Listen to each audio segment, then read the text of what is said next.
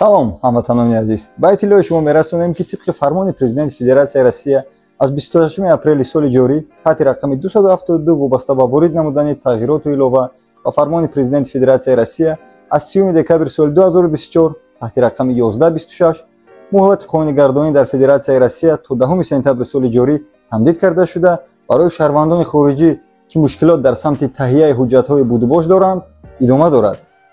фармони мазкур имконият медиҳад ки то 10 сентябри соли ҷорӣ ҷиҳати ба расмиятдарории фаъолияти меҳнатӣ ба мақомотҳои салоҳиятдор муроҷиат намуда талаботҳои қонунгузории кишвари иқоматро риоя намоянд. иттилоъ медиҳем ки шаҳрвандон вобаста ба расмиятдарории ҳуҷҷатҳои будубош ва қонунигардонӣ дар ин давра ва шуъбаҳои муҳоҷирати мақомоти ҳудудии Вазорати корҳои дохилии Федератсияи Россия,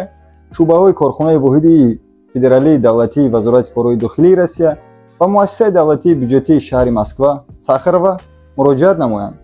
дар ҳолати пайдо шудани саволҳо дар ин самт метавонед ба намояндагӣ бо рақамҳои дар рӯи экран оварда шуда муроҷиат намоед.